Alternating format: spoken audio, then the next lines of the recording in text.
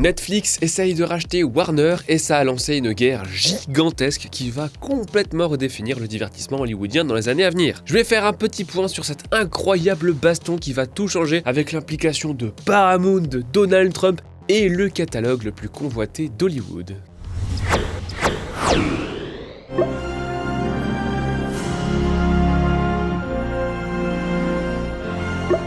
Avant de commencer, il faut préciser que Hollywood est dominé par ce qu'on appelle des majors, des méga studios qui sortent les plus gros films, détiennent les plus grosses franchises et font le plus d'argent. Autrefois on disait qu'il y en avait 5, aujourd'hui c'est peut-être pas aussi vrai parce que certaines ont perdu en puissance et d'autres ont fusionné d'une manière ou d'une autre. On a tous en tête le rachat de la Fox par Disney par exemple, mais surtout il y a désormais le paramètre streaming. L'explosion de Netflix a complètement rebattu les cartes et le cinéma direct ou vidéo fait désormais partie de l'économie du cinéma américain. Toutefois l'irruption du streaming n'a pas forcément rendu obsolètes les majors en fait. Les majors ont toutes créé leur service de streaming qui a été absorbé plus ou moins bien par leur écosystème. Disney à Disney+, Warner à HBO Max, Universal à Peacock, Paramount à Paramount+.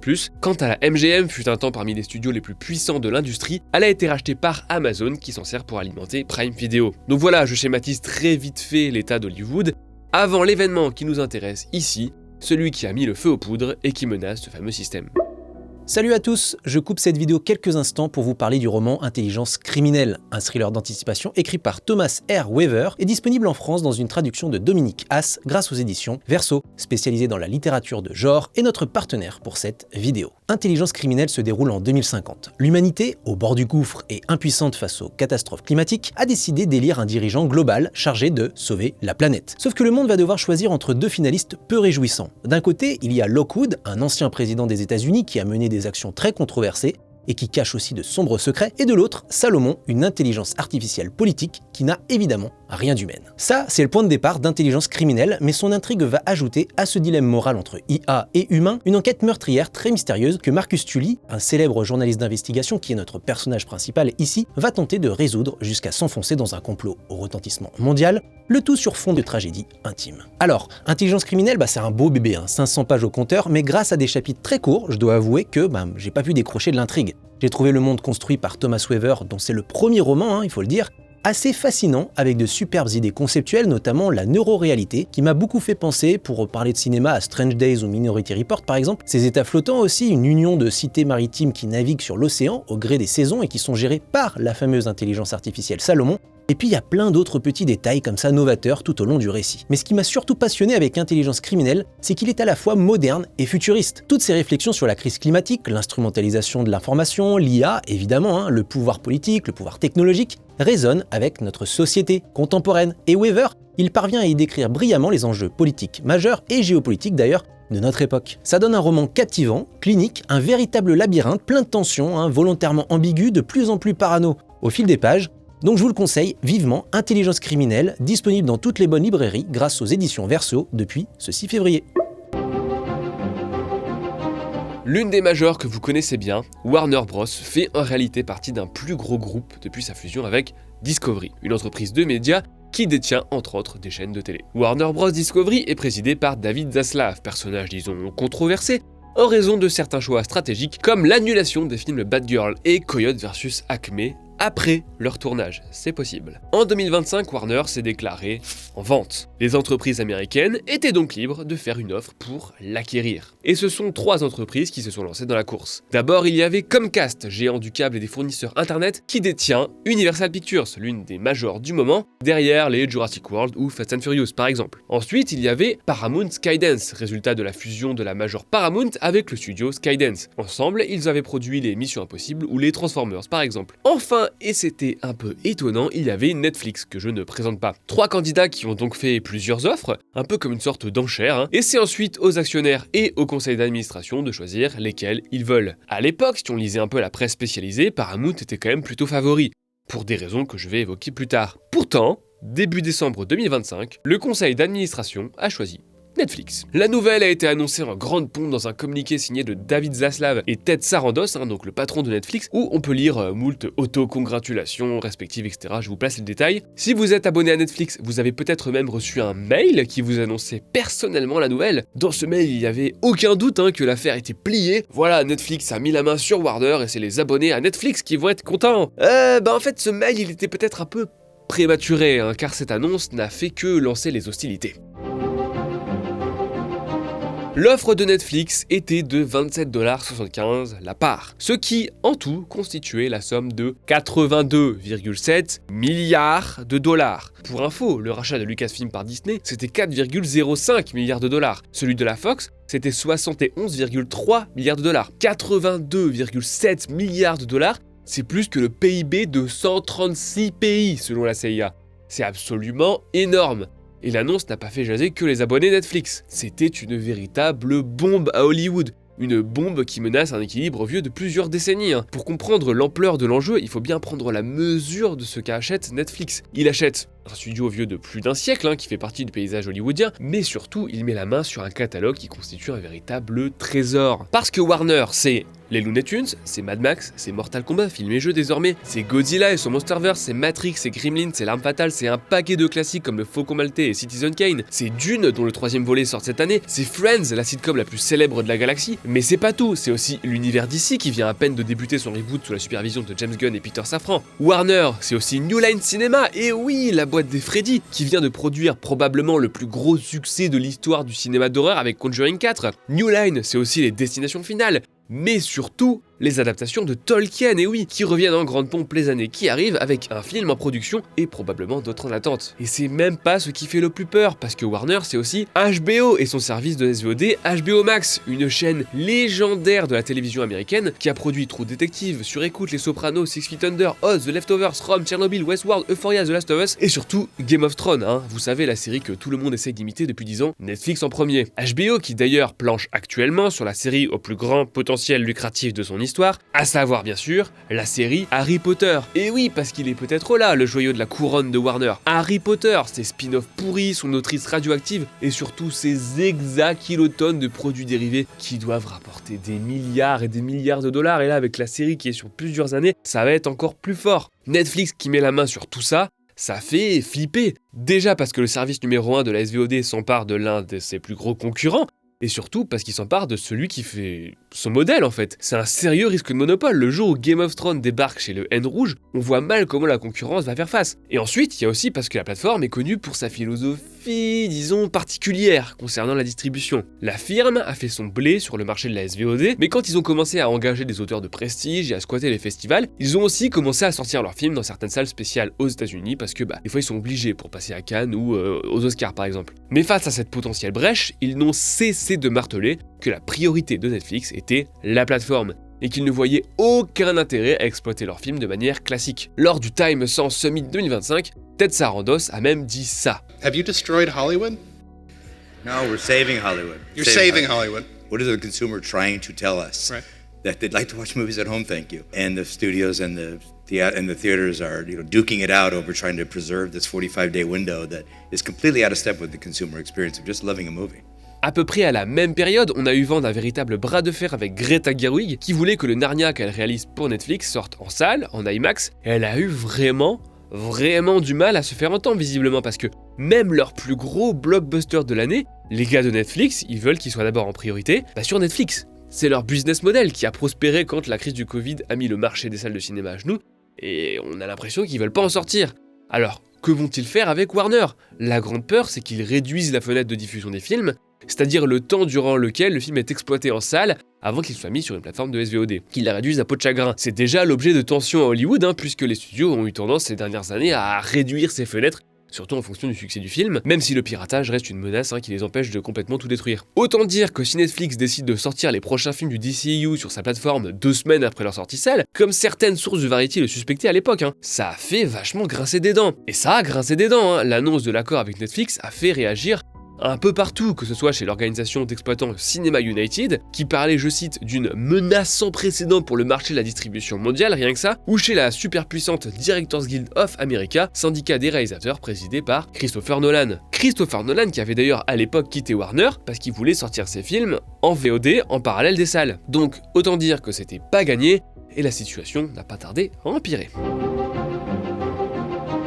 Parce que Paramount n'avait pas dit son dernier mot. Le 8 décembre, Paramount a lancé une offre hostile, c'est-à-dire qu'ils ont fait « Ah ouais, vous avez conclu un accord avec Netflix ? Eh bah, on s'en fout !» En gros, le principe, c'est de faire une offre encore supérieure que les membres du board, du conseil d'administration, ne pourront pas refuser. L'offre en question, la voici. Un peu plus de 30 $ la part, soit, tenez-vous bien, 108 milliards de dollars. Selon Paramount, c'est une offre objectivement meilleure. Alors moi perso, je pense que la meilleure offre, c'est celle de l'abonnement écran large, qui ne coûte que quelques euros et qui donne accès à plein de dossiers exclusifs, en plus d'un soutien essentiel à notre média. Si ça vous intéresse, un lien est disponible en description et on vous en remercie d'avance. Mais alors là, vous allez me dire, Mathieu, 108 milliards de dollars d'un côté, 82 de l'autre, y a pas photo là quand même. Bah en fait, c'est un peu plus compliqué que ça, car comme je l'ai dit, Warner Bros aujourd'hui, c'est Warner Bros Discovery. Netflix n'est intéressé que par la partie Warner Bros. Donc les studios de cinéma, de télévision, de jeux vidéo, bon, ils s'en foutent du jeu vidéo, mais c'est aussi dans le deal. Ça veut dire qu'une fois que le rachat sera terminé, Discovery va devenir une entreprise indépendante qui voguera de son côté. Et les actionnaires garderont des parts dans cette entreprise. Paramount, de son côté, convoite tout Warner Bros. Et Discovery. On prend le tout. Donc c'est plutôt logique qu'ils payent plus cher. Mais le conseil d'administration de Warner, eh ben, il a refusé cette suroffre. Et là, c'est vraiment devenu la guerre. Une guerre médiatique avant tout, Paramount a été pour le moins agressif en enchaînant les communiqués, en créant un site internet contre Netflix, je vous jure, et en assénant partout ses arguments qui prouvent, selon eux, que Warner choisit la moins bonne offre et qu'ils doivent changer d'avis. Ces arguments, ils sont nombreux, donc on va les passer en revue parce que c'est intéressant. Premier argument, leurs 108 milliards de dollars, eux, c'est du cash. Là où Netflix offre un mélange de cash et d'options. Du cash de Paramount qui provient, entre autres, des familles royales d'Arabie Saoudite, du Qatar et d'Abu Dhabi, en plus d'un certain Larry Ellison, on va y revenir. Un argument qui n'a pas convaincu plus que ça le conseil de Warner, qui conseille à ses actionnaires de se méfier de la fiabilité de ses emprunts. Deuxième argument, c'est beaucoup plus pratique pour les actionnaires de se voir offrir 30 $ pour leur part de tout Warner Discovery, plutôt que 27 $ pour leur part de Warner et d'autres actions de Discovery. En fait, Paramount accuse Warner d'avoir volontairement surestimé la valeur des actions de Discovery. Troisième argument, chez Paramount, ils aiment le cinéma en salle. Ils aiment tout ça, ils ne comptent pas changer de système de sitôt. Et enfin, quatrième argument, et pas des moindres, l'offre de Paramount garantirait une certaine sécurité aux actionnaires. En effet, pour que l'accord soit effectif, il doit d'abord être validé par les organismes antitrust. Les organismes chargés de vérifier que l'acquisition ne forme pas un monopole ou fasse du mal à l'industrie médiatique américaine, d'une manière ou d'une autre. Et dans le cas de Netflix, c'est pas vraiment gagné, pour toutes les raisons que j'ai citées plus tôt. Chez Paramount, en revanche, on est beaucoup moins inquiet, pour plein de raisons différentes, mais laissez-moi finir la partie avec les chiffres et les acronymes compliqués, avant d'arriver à la partie juteuse et qui vous donnera une occasion de vous écharper dans les commentaires. Malgré l'offre et les argumentaires de Paramount, le conseil d'administration de Warner Bros. Discovery tient bon. Tant et si bien que Paramount est passé à l'étape supérieure. Ils accusent carrément ce fameux conseil de retenir des infos essentielles et donc ils l'attaquent en justice pour les forcer à les révéler. Car dans ce milieu-là, le conseil a en fait un devoir de choisir l'offre qui profitera le plus aux actionnaires et donc ces attaquants pensent qu'ils ne remplissent pas ce devoir, en fait ils font pas ce qu'ils devraient faire. But de la manœuvre, convaincre non pas donc ce conseil d'administration qui est clairement contre l'offre de Paramount, mais les actionnaires, les convaincre de choisir leur offre et ce derrière le dos de ceux censés les représenter. C'est une OPA hostile, comme on dit, assez semblable à ce qui se passe dans Succession, par exemple. This is the day his reign ends. Succession, une série HBO. Paramount va plus loin encore, il menace d'une proxy fight, c'est une bataille de procuration en français. Cela signifie qu'ils vont proposer aux actionnaires une liste de nouveaux directeurs pour remplacer ceux qui lui sont hostiles. Donc en gros, ils veulent embaucher des gens qu'ils connaissent bien pour qu'ils fassent leur offre, elle est mieux. S'ils remportent le vote, ils prendront carrément le contrôle du vaisseau Warner. En gros, ils ont essayé la méthode douce, ils passent à la méthode forte. De gré ou de force, Paramount veut Warner. Mais est-ce qu'ils l'obtiendront ? J'en sais rien du tout, ils n'ont pas augmenté une nouvelle fois leur offre, ils sont peut-être un peu au bout de ce qu'ils peuvent faire. Et en face, Netflix contre-attaque, à sa manière. Ted Sarandos, donc le patron, a récemment assuré dans une interview qu'il respecterait la fenêtre de sortie de Warner de 45 jours, probablement pour rassurer un peu tout le monde. Et puis, de toute manière, la société a des contrats de distribution qui courent encore jusqu'à dans des années, donc c'est pas du tout un problème pour tout de suite. Et en plus, eux aussi maintenant passent à une offre complètement en cash. Ça fait déjà 2 arguments en moins, donc l'affaire n'est pas finie, et ça va dépendre principalement des actionnaires. Enfin, quoique... Attention, on va parler de politique. Eh oui, désolé, qui aurait cru que la bataille multimilliardaire pour le contrôle du divertissement américain puisse avoir un volet politique? Vraiment, c'est si étonnant, Qui aurait pu prédire? Parce que si Netflix représente une certaine menace, Paramount est loin d'être un chevalier blanc. Enfin, façon de parler. Je vous présente David Ellison, c'est ce mec. Quand il était jeune, il voulait être acteur, alors papa a mis de l'argent dans un film pour qu'il joue dedans. Bon, problème, le film s'est planté et David Ellison n'a pas exactement été loué par la presse pour sa performance. I know. Le film le plus marquant de sa carrière après ça, c'est All in One, vendu comme le American Pie du golf, ça fait envie. Autant dire qu'il était encore loin de l'Oscar. Du coup, il a changé de voie pour se concentrer sur la production et sa société Skydance, avec le soutien de son papa qui est actionnaire majoritaire. Oui, alors en fait, il est très cinéphile David, mais il a le petit avantage d'être le fils de Larry Ellison, patron de la boîte Oracle, 2e plus grande fortune de la planète Terre, et aussi accessoirement papa de l'année, clairement.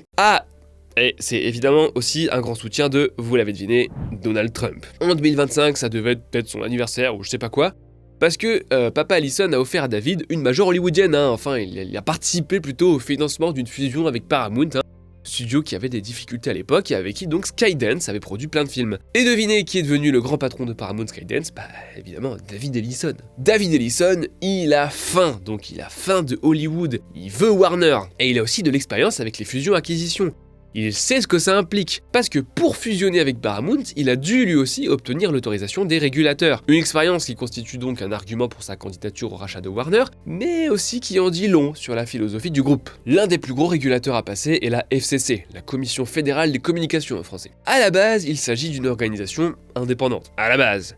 Mais il ne vous aura pas échappé que le concept d'indépendance est de plus en plus flou dans le pays de la liberté. Ainsi, son président, qui s'appelle Brett Dankar, est maintenant directement nommé par Trump, comme ça c'est fait. Or, au moment où Skydance s'apprêtait à fusionner avec Paramount, la chaîne CBS, qui était donc une propriété de Paramount, faisait l'objet d'une plainte juridique de la part de Donald Trump en personne, il adore faire ça. Le président accusait la chaîne d'avoir monté une interview de Kamala Harris de manière à la favoriser lors des élections présidentielles. Brett Dankar n'a pas caché le fait que ce procès aurait une incidence sur les envies de Skydance, même si les gens qui s'y connaissent un peu disent que cette plainte elle a quand même pas beaucoup d'assises. Paramount a donc accepté de payer 16 millions de dollars directement à Trump, clairement afin d'obtenir l'accord de la FCC en fait. Un accord qualifié de bon gros pot de vin par Stephen Colbert dans son Late Show, donc sur CBS. Il a peut-être pas dû parce que quelques semaines plus tard, l'émission était annulée pour le plus grand plaisir du président. Happy Trump. Une fois la fusion actée, David Ellison a engagé plein de commentateurs politiques conservateurs pour le remplacer. Happy Trump. Et bien sûr, toutes les politiques d'inclusion ont été dégagées, ça c'est sûr, à la demande de la FCC. Paramount a beaucoup changé et les changements ont été répertoriés dans un article de Hollywood Reporter que j'ai pas le temps de lister, mais que je vous conseille parce qu'il est assez croustillant. Un exemple que je trouve complètement hallucinant. En novembre 2025, on a appris de Semaphore et de Variety que Donald Trump aurait directement demandé au Ellison de distribuer un Rush Hour 4 parce que le mec est fan et Paramount Skydance s'est exécuté. Ouais, le président a commandé un film à un studio de cinéma. Alors, bien sûr, c'est avec le retour à la caméra de Brett Ratner, le réalisateur. Brett Ratner, un metteur en scène accusé par plusieurs femmes d'agression sexuelle et de harcèlement en 2017, en pleine vague MeToo, mais qui, il est tellement pote avec les Trump qu'il vit à côté de leur résidence de luxe, et il a réalisé le documentaire sur Melania, voilà. Tout ça pour dire que 1. Paramount est beaucoup plus proche du pouvoir, 2. Que pour acheter Warner, il va falloir le brosser dans le sens du poil, ce pouvoir, parce que clairement c'est nécessaire. Ce que Paramount est très bien placé pour faire. Donald Trump a d'ailleurs expliqué en décembre 2025, alors en plein milieu de la tempête, que Ted Sarandos avait lui aussi visité la Maison Blanche, et il a dû le complimenter sur ses parties génitales parce qu'il en parle comme d'une super personne. Voilà, il va être impliqué dans la décision, il dit, sans blague, sauf que, coup de poker la veille du tournage de cette vidéo. I guess I'm considered to be a very strong president.